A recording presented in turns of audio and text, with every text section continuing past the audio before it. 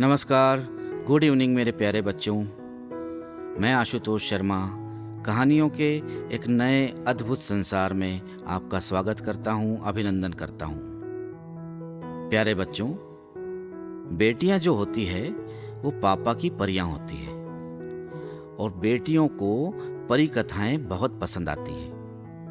आज 21 मार्च मेरी परी यानी मेरी बेटी गीतांशी शर्मा का भी जन्मदिन है और उसके जन्मदिन पर आज ये कहानी मैं उसे समर्पित करने जा रहा हूँ।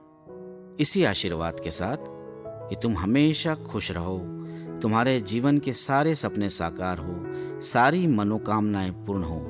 इस हफ्ते आप सुनेंगे परी कथाओं की मजेदार कहानियां। आशा करता हूँ आप सभी को, पापा की परियों को, मम्मी की परियों को ये सब कहानियां बहुत पसंद आएगी। इस कहानी की लेखिका हैं छवि गुप्ता। तो चलिए फिर शुरू करते हैं एक नई कहानी के साथ, जिसका नाम है बूढ़ी परी का शाप। बहुत समय पहले की एक बात है। एक राजा था, उसका एक विशाल साम्राज्य था। उसके राज्य में चहुं ओर सुख, समृद्धि और शांति का वास था। लेकिन राजा और रानी का जीवन उदासी से भरा था। वो इसलिए कि विवाह के कई वर्षों के बाद भी उनके आंगन में बच्चे की किलकारियां नहीं गूंजी थी। बच्चा पाने की अभिलाषा में राजा और रानी ने न जाने कितने वर्षों तक देवी देवताओं के आगे शीश नवाया, कितने पीर फकीरों के पास गए और कितनी बार तीर्थ यात्राएं की। लेकिन अंततः भगवान ने उनकी सुन ली। रानी ने एक सुंदर सी कन्या को जन्म दिया। इस अवसर पर राज्य भर में खुशियां मनाई गई।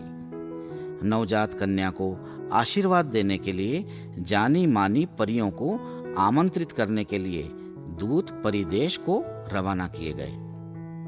नन्ही राजकुमारी के नामकरण समारोह में परिदेश से 12 परियां राजमहल पधारी।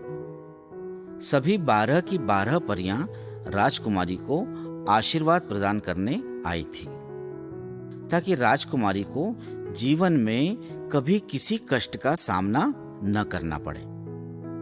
इस अवसर पर एक बहुत ही भव्य समारोह का आयोजन किया गया था। शाही भोजन कक्ष में एक विशाल मेज पर सोने, चांदी और हीरे पन्नों से जड़ित तश्तरियां, चम्मच और गिलास आदि रखे थे। परियों को आदर पूर्वक उनकी कुर्सियों पर बैठाया गया। तभी भोजन कक्ष में एक भयानक और क्रूर आवाज आई। सामने एक बूढ़ी परी दृष्टिगोचर हुई। हुआ यूं कि राजा के दूतों ने भूलवश उस बूढ़ी परी को आमंत्रित नहीं किया था, क्योंकि वो कहीं निर्जन स्थान पर रहती थी। इसे उस बूढ़ी परी ने अपना अपमान समझा।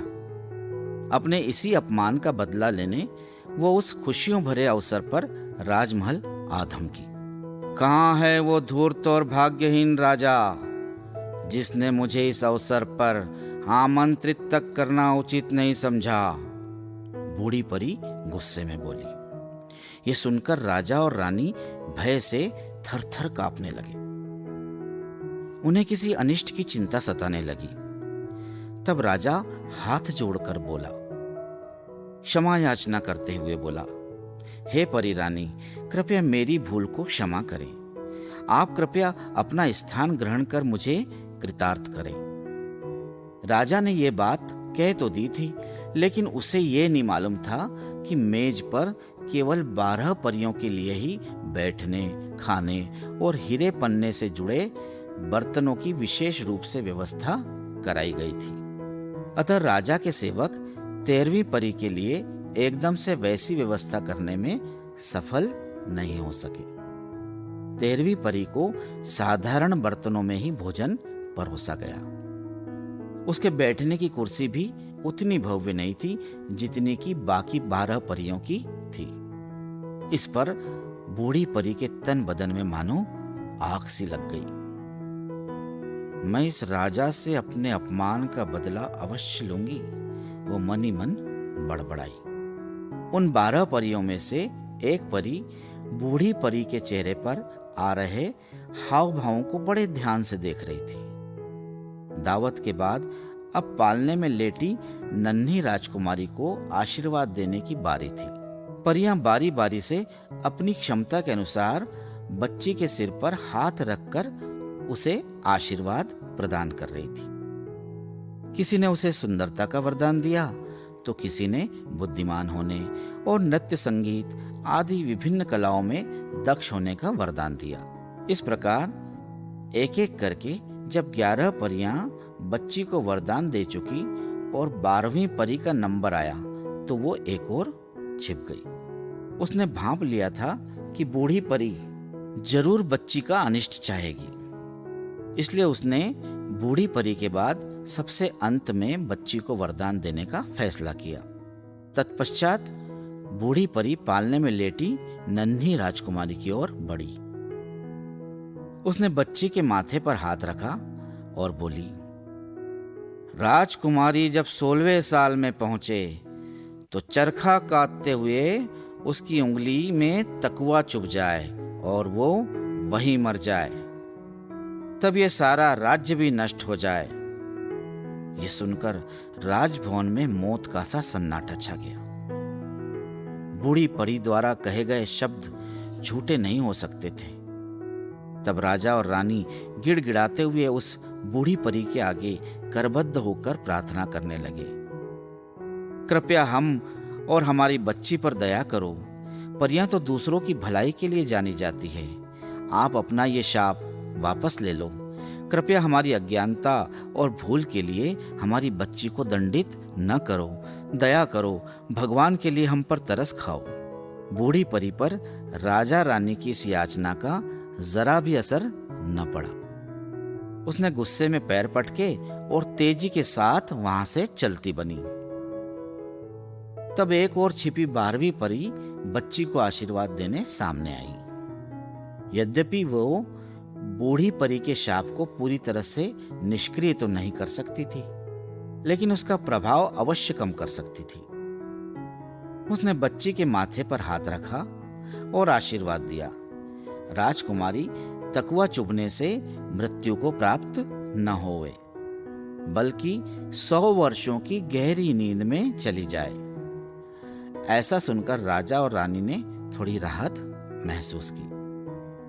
उन्होंने सोचा, चलो अब राजकुमारी कम से कम जीवित तो रहेगी। तब उस दयालु परी ने कहा, जब 100 वर्षों के पश्चात कोई राजकुमार राजकुमारी के हाथों को चूमेगा तो उसकी नींद टूट जाएगी और सब कुछ सामान्य हो जाएगा। ऐसा बोलकर वो परी भी अपने देश को रवाना हो गई। बूढ़ी परी के शाप से राजकुमारी को बचाने के लिए राजा ने अपनी ओर से भी यथासंभव प्रयास किए। उसने आदेश दिया कि राज्य में कोई भी व्यक्ति चरखा नहीं काटेगा। सभी चरखों को नष्ट कर दिया जाए या जला दिया जाए। यदि राज्य में किसी के यहाँ भी चरखा पाया गया तो उसे मृत्युदंड दिया जाएगा। आदेश के पालन के लिए राजा ने सख्त इंतजाम किए। कुछ ही समय में राज्य भर से चरखों का नामो निशान मिटा दिया गया। यहाँ तक कि पुनियों और तकुओं को भी नष्ट कर दिया गया। समय का पहिया अपनी गति से घूमता रहा। धीरे धीरे 15 वर्ष का समय बीत गया। इस दौरान सब कुछ ठीक ठाक चला।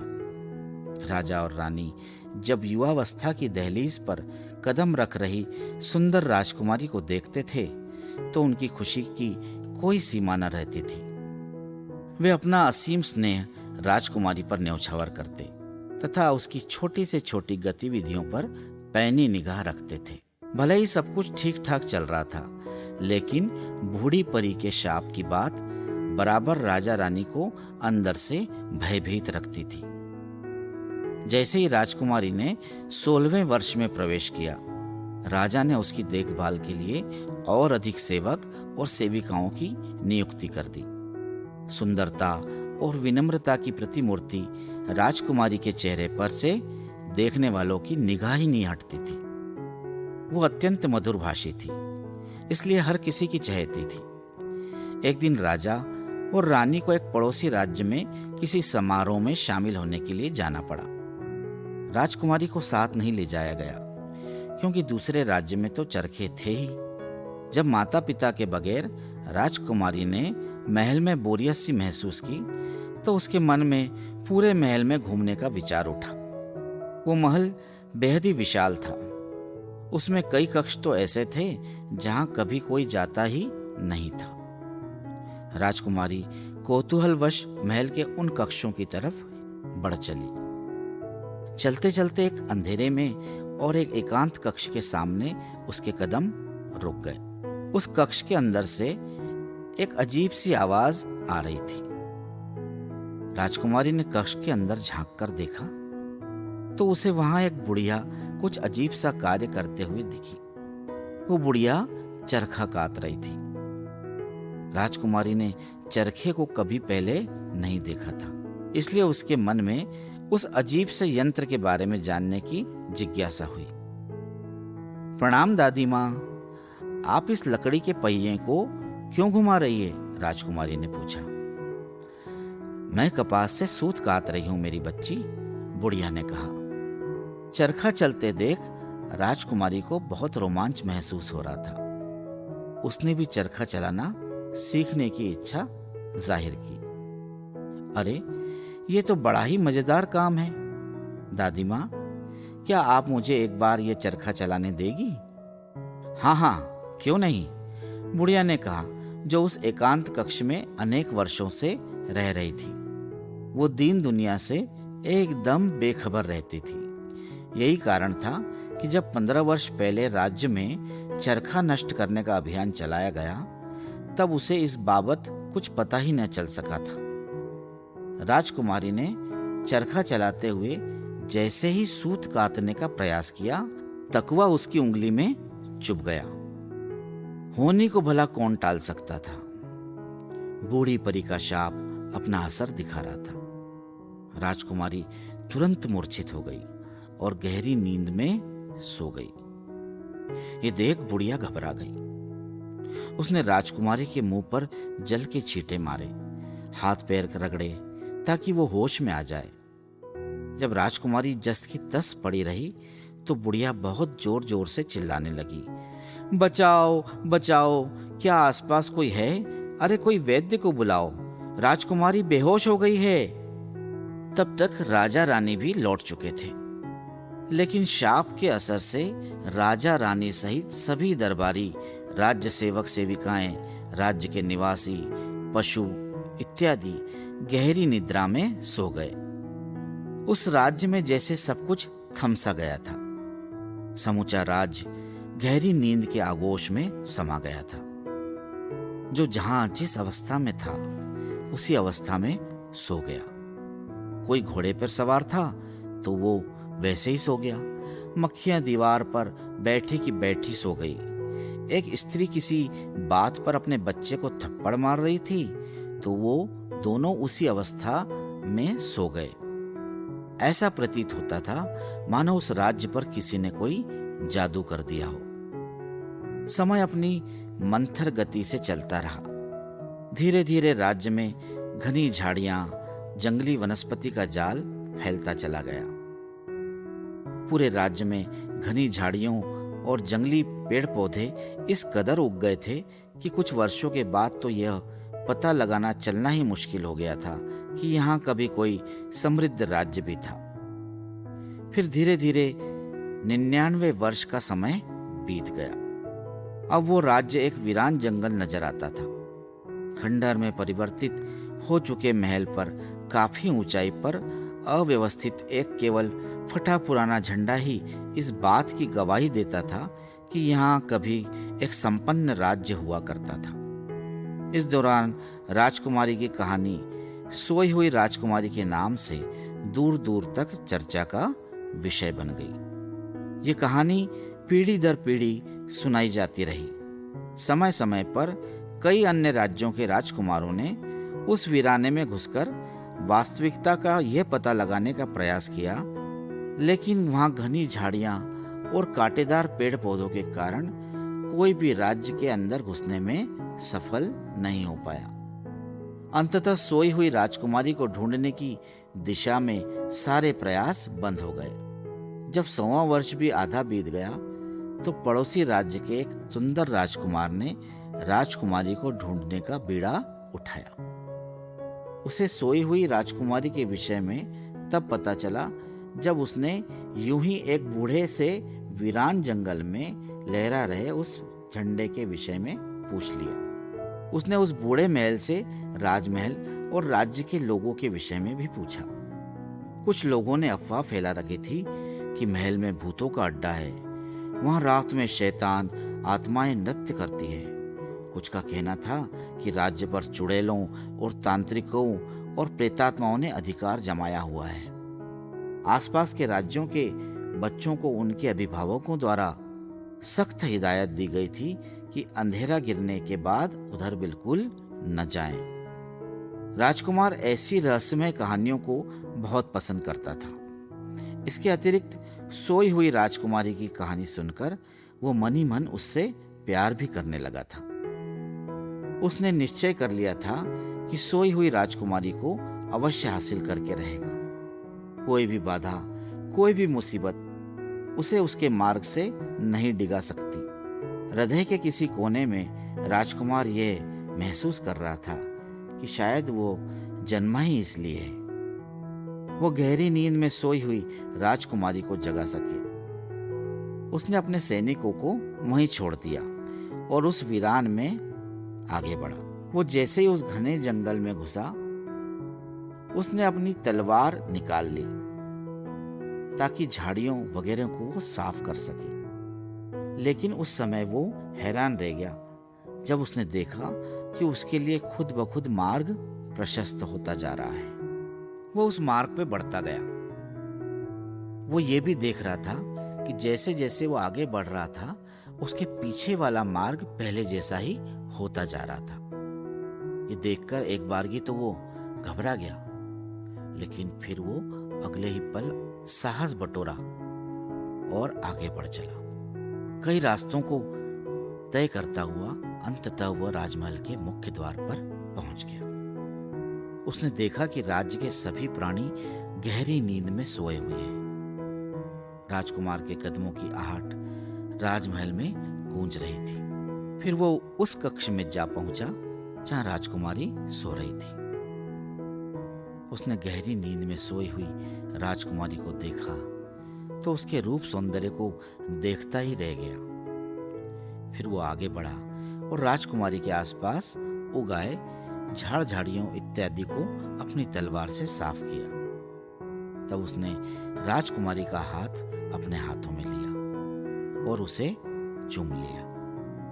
एकाएक राजकुमारी के पूरे शरीर में हलचल सी मच गई। फिर वो जमाई लेती हुई अपनी आंखों को मलती हुई उठ बैठी।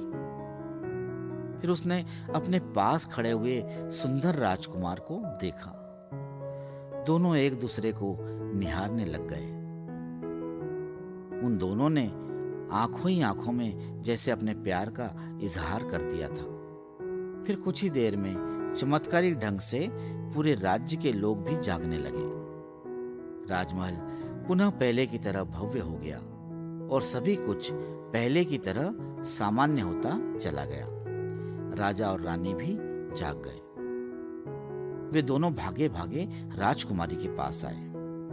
फिर राजकुमार से सारी बात जानकर उन्होंने राहत की सांस ली। उसी समय राजा ने अपने अनुचरों को राजकुमार और राजकुमारी की शादी करने के लिए जरूरी इंतजाम करने का आदेश दिया। फिर धूमधाम से उन दोनों का विवाह संपन्न हुआ। अगले दिन राजकुमार जब अपनी नवविवाहिता के साथ अपने राज्य की ओर रवाना हुआ तो उसने देखा वो राजमहल, राजा, रानी, नगरवासी सब लुप्त हो गए और वहां पहले की तरह सब वीरान जंगल नजर आने लगा। लेकिन राजकुमारी उसके साथ थी जिसके लिए वो वहां गया था। तो मेरे प्यारे बच्चों, ये थी आज की हमारी कहानी। ये कहानी आपको कैसी लगी और इस कहानी से आपको क्या शिक्षा मिलती है, इसके बारे में हमें व्हाट्सएप नंबर 8305111010। मैं रिपीट करता हूँ, 8305111010 पर ज़रूर बताएं। इसे शेयर करें और हमारे चैनल को सब्सक्राइब करें। सही उत्तर भेजने वालों के नाम कंप्यूटर द्वारा रेंडमली सिलेक्ट किए जाएंगे और उन्हें मिलेगा एक सरप्राइज गिफ्ट। तो आज की कहानी में बस इतना ही। आपसे विदा लेता हूँ, आपका आशु अंकल। धन्यवाद। जय हिंद। शुभ रात्रि।